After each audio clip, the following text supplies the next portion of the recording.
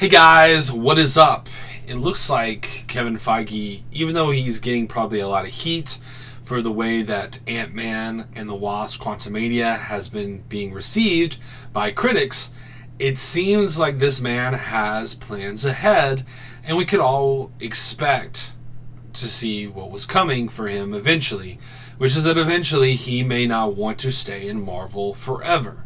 Now, I got this story from Bounding Into Comics, and I thought about just going through the whole thing and reading, but, you know, I like to react to things. I think it's fun to hear from the source of the story itself. And so, John Roca, who I've actually critiqued before, John Roca is somebody who I thought is gone a little too lefty when it comes to his conversations about media. But I've always complimented him on his interview, the way he does interviews. I always thought he was very professional, and he always did his homework and was very, very interesting. And I also but spent many years listening to the man when it comes to Collider and when it comes to Heroes with, John Schnapp. So there is appreciation there. I just think he's kind of gone, a little too political when we're talking about movies, shows, things like that. And he would openly probably admit and not apologize for it. So there's nothing new here. But, hey, credit what credit's due.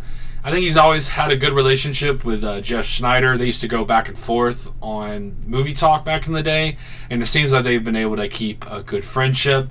And he was on a show, and he brings up some scoops that he has heard dealing with Kevin Feige. So I think I've got it to the place where he's talking. And so how about this? We're just going to watch this part. And guys, feel free to follow John Roca if you want, whatever. But and I'll try to make sure I put the link in the description for his video as well as this article if you would just like to read the article. But I think I'm going to react to what they say and we'll go from there.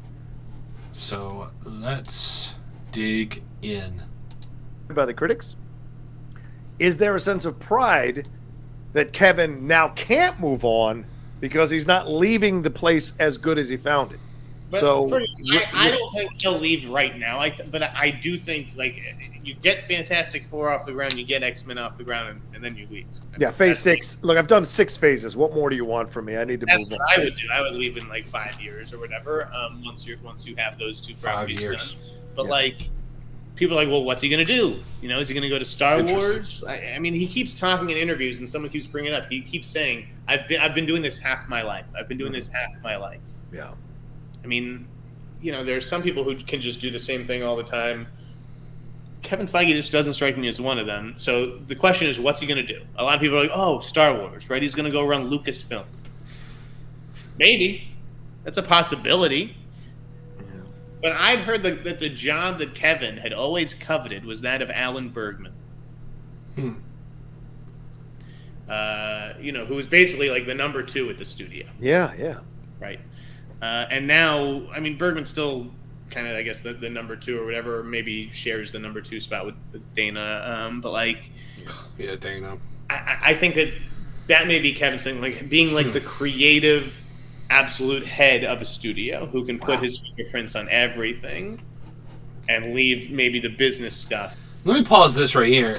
I've always thought that Alan Horn was kind of training Kevin Feige to take his spot.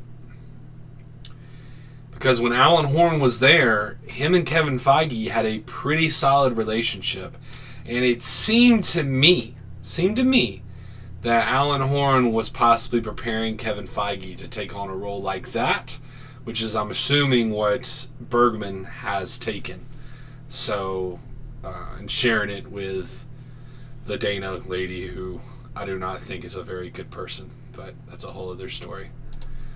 To someone in the Iger type of seat, has to oversee parks and resorts and cruise ships and all this fucking shit, right? Right.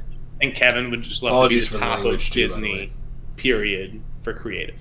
So you think he ascends to the not that that's even what Bergman's job necessarily is, but basically what I'm getting at is that I've heard Feige wants to be the number 2 at Disney. Wow. That puts him above Kathleen Kennedy, by the way. Right, exactly. I think that he aspires to be more than the head of a label. Not that, Marvel's a label, it's a full-blown studio, as is Lucasfilm. Yeah. But you know what I mean. Like, Lucasfilm, Marvel, they still, at the end of the day, report to Disney, right? Yeah, like, those are Disney-owned, so... Yeah.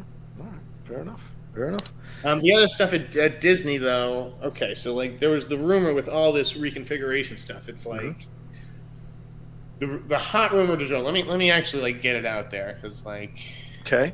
Let me see here. I don't want to misword it. I feel like I should have watched this ahead of time. You gonna say something spicy, dude? Talk that was going on. Okay. What? Hold on. By the way, while he's looking this up, 475 of you watching right now, almost 500 of you watching. Right. Of Disney, like they have their certain slots on the Disney release calendar or whatever it is, and maybe they're making movies directly for Hulu, like this, and this one today with Rami Malek. Like, is that a movie that? Okay, so that kind of goes away from what we were really caring about for this video. So I think Kevin Feige would be a good, next step to take over for something like what Alan Horn used to do. It makes sense. I mean, I think he would be really good at that. I do think he's a creative person. Now, how creative he actually is remains to be seen because a lot of the people that he had helping him, like Joss Whedon, James Gunn, these guys who, are really great writers. I mean, they had Joss Whedon going and writing different people's scripts in the old Marvel days before he left. And the same thing with James Gunn. James Gunn would come in and punch a little bit here, punch a little bit there for people. Was going to have a bigger role into expanding the space part of the Marvel Universe. And, ever since all those people are gone, Marvel has been lacking. Now, I think he's also put bad people in leadership. I don't remember all their names at the moment, but there's certain people in their leadership you could tell that maybe he hired them for the wrong reasons and not because of maybe their qualifications or their merit. And I think that has caused him many wounds when it comes to Marvel. Whereas they should be thriving. After Endgame, they should have been thriving, and they have not. They have not been thriving the way they should have been. So, I think he could be good at it.